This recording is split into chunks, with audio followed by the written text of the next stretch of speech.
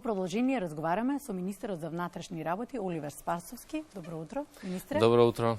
Благодарам што одзвавте на поканата и што сте тука. Ви благодарам и на вас на поканата.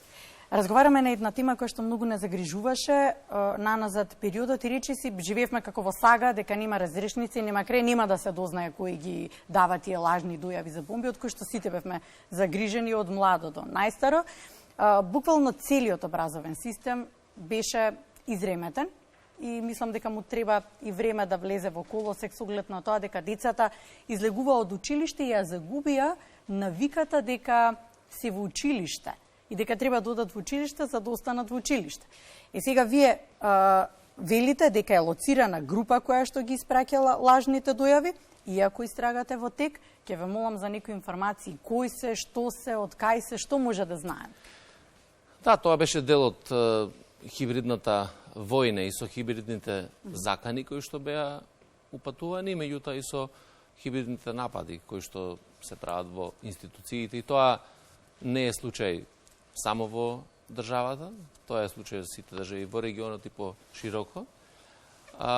Факт е дека воената агресија на Русија врз Украина го динамизираше овој процес на вакви хибридни закани и тоа е разбирливо дека тие геостратешки интереси и цели се испреплетуваат токму и тука, бидејќи местоположбата на нашиот цел регион, па и на Република Северна Македонија, изворедни можности за развој пружа од една страна, меѓутоа и ризиците и предизвиците се сериозно големи. И тоа беше сериозен предизвик за сите нас. Најважно беше да се сочува мирот, стабилноста, спокојот на државата, да се врати во нормала образовниот процес и во тој дел се презема низа на активности, континуирано работење и со тоа не дозволивме апсолутно да се случи било какво нарушување на мирот и безбедноста и на учениците на наставниот кадар. Меѓутоа, секако целта на хибридната војна е да предизвика несигурност, неспокој, да ги троши институциите на системот. И ние во тој дел, морам да кажам, дека сите институции максимално посветено работевме од безбедносниот сектор. Ова е дел од тероризам и за тероризмот практично сме одговорни и сите ние да се вклучиме во борбата против тој вид кој што е сериозен безбедносен предизвик и затоа и формирањето на оперативниот тим во рамките на владата, а со одлука на Советот за координација на безбедносните служби беше насочена кон токму овој дел, како и на кој начин да дојдеме до справување со состојбите од една страна и втор дел се истрагите или истражните действија кои што ги превземаше Министерството за внатрешни работи преку обезбедување на докази за да детектираме поединец или група кој што се занимава со една, би рекол, активност која што е монструозна. И тоа сум го кажал неколку пати. И точно е дека сега лоциравме цел еден кластер на лица. Повеќе се? Повеќе лица. Тие се повикани веќе на разговори во полициски станици. Има приведено одземени се нивните мобилни телефони и се продолжува кон обезбедувањето на докази преку вештачењата. Вие знаете дека сега на 22 чинам дека беше, уствари на 22.3. Поднесовме кривична пријава за кривично дело тероризам против едно лице, додека сите други материјали кои што се на вештачење во Министерството за внатрешни работи, подобивањето на резултатите ќе се продолжи кон ова. Значи, ова е еден од кластерите кои што сметаме дека практично ги прави тие дојави, тоа во повеќе училишта, во повеќе временски периоди кои што практично беа во изминатиот период.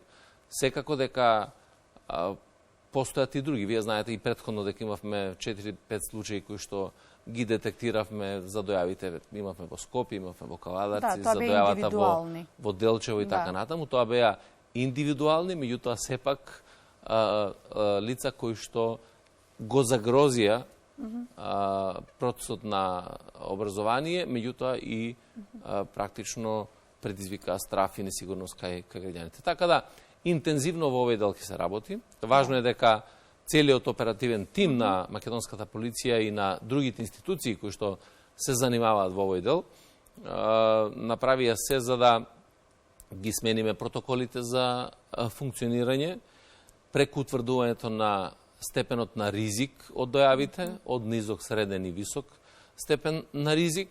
И ова не се однесува само на електронските дојави. Ова се однесува на целиот аспект кој што е во однос на тероризмот.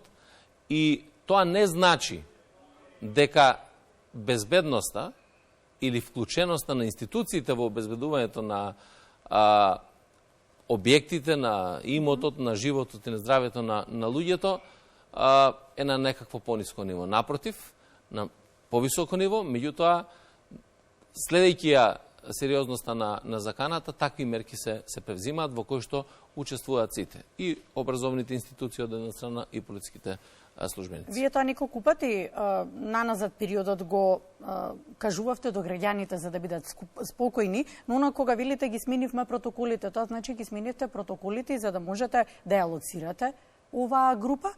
И дали станува збор за група на се помлади, да речеме, граѓани или се повозрасни граѓани? Значи, протоколите се променети од едноставна причина што тие биле донесени многу одамна. Многу од аспектите не беа третирани. Например, електронските дојави не беа третирани. А ова е многу модерно време. Дојава. Затоа што генерално мислам дека државите и во Европа и во светот многу малку време посветувавме во изминатите неколку години на ваквиот тип напади. На хибридните напади, на заканите кои што ги имаме и така натаму. И се гледа сега во моментот дека ваквата хибридна војна може да биде многу поразорна отколку и конвенционалната војна која што се водат. Така да, сите држави, сите конференции кои што во последно време се организираат во последните години, една од темите сигурно дека и сајбер безбедност. И во тој дел протоколите се направени се со цел да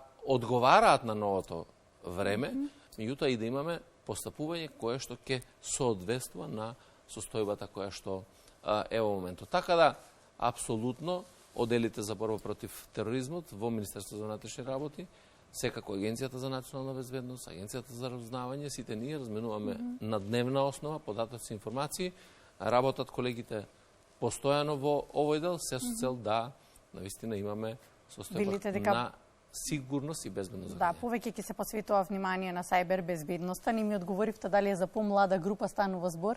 Тоа е не можете да откриете дел од истрагата и мислам дека истрагите е најдобро кога ги водиме во институциите, не во медиумите и во јавноста. Знам дека е атрактивно за медиумите, за граѓаните и така натаму, секогаш да изнесеме информации, меѓутоа мора да водиме сметка дека најважно е да се обезбедат доказите и да лицата бидат изведени пред лицето на правдата.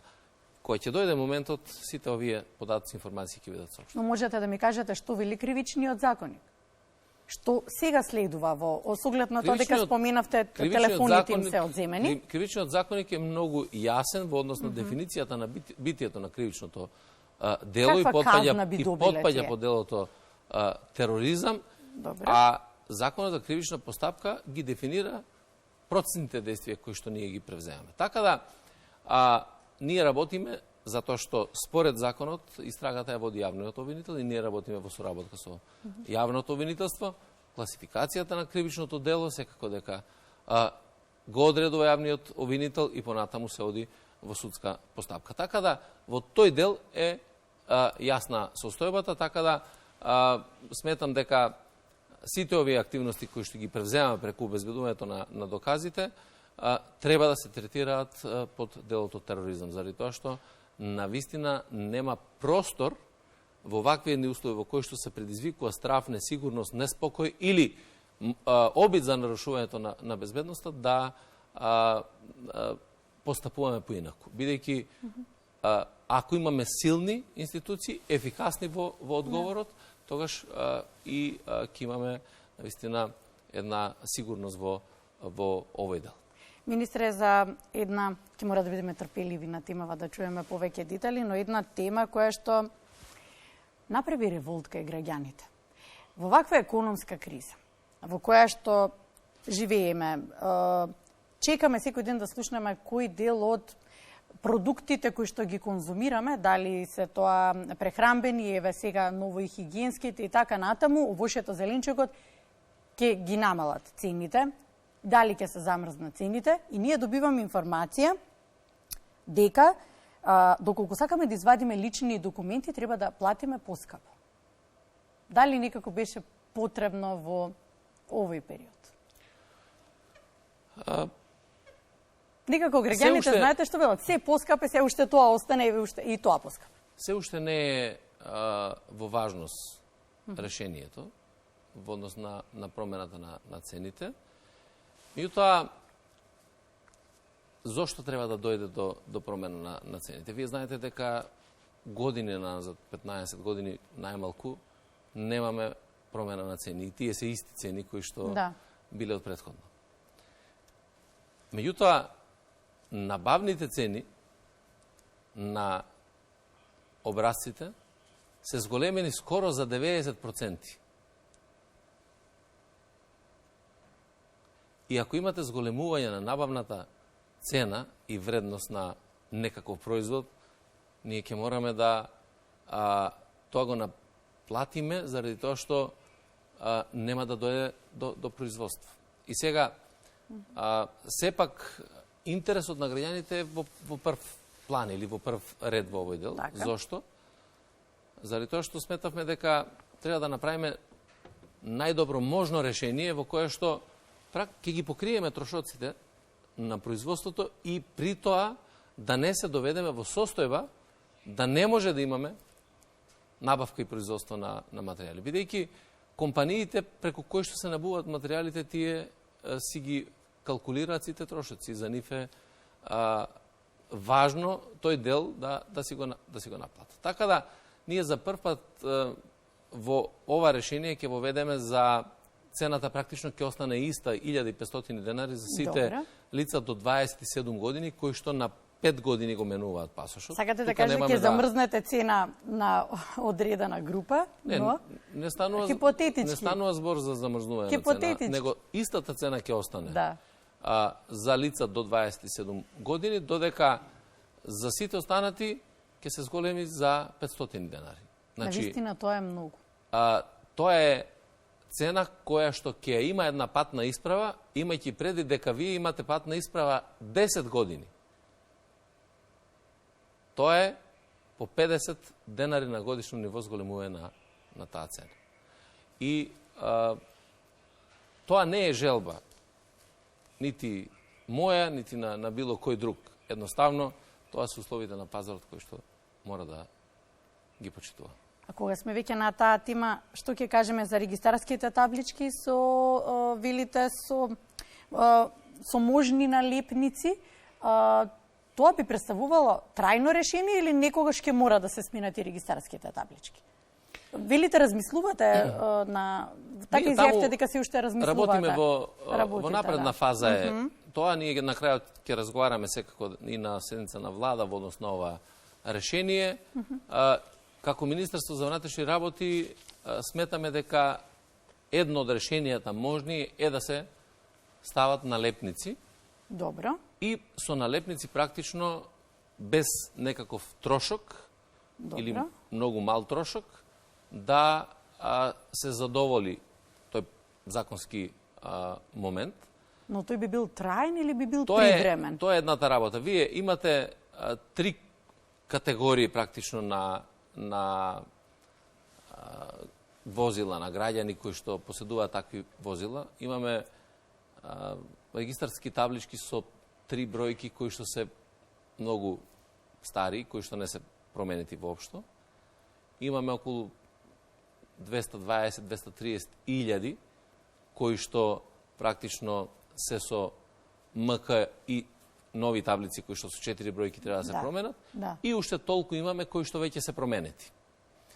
Значи, преку 220-30 илјади кои што се променети. Така да, за нас е важно да го донесеме најдоброто решение за граѓаните и да се остави опциона можност. Значи, ако сака граѓанинот да ја смени табличката, да ја смени, ако сака да стави и налепница. Тоа би било едно од можните решенија кое што го предлагаме. Јас очекувам дека наскоро ќе го дефинираме и ќе излеземе пред јавноста се цел да...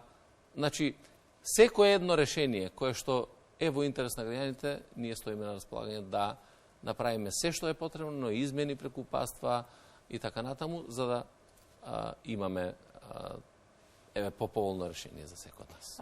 Министре, ви благодарам што одвоивте време и што бевте денеска гости, иако истрагата е во тек. Јасно е дека не можете многу да откривате, но сепак јавноста е желна за решение на сагата во која што живеевме, тоа е дојавите за бомби. И сметам дека би требало некоја било каква информација ние даваме прво даваме информации секојдневно. Тоа е прво. Второ, сагата е решена во моментот кога немаме напуштање на образовниот процес и нема зголемување на несигурност. И тоа беше најважната работа. А сега нема дојави веќе? Немате поважна работа од тоа да имате мир и спокој. Да. Од носењето на упатството и протоколите, утре ден имавме една дојава. Добро. Наредниот ден имавме уште една дојава и повеќе нема. Тоа говори за некакви други врски кои што ние сега ги истражуваме. Меѓутоа, тоа е многу важно од аспект на истрагата да откриеме и така натаму да ги дефинираме и да одговараат овие лица кои што тоа го праве и се поигруваа со македонската јавност, со децата, со наставниот кадар и со родителите. Меѓутоа, најважно е да имаме мир, спокој и да образовниот процес тече нормално. Така да, во тој дел е решена сагата како вие што викате. Ви благодарам. Благодарам за издвоеното време. Ви посакувам убава и пријатна работа. Благодарам.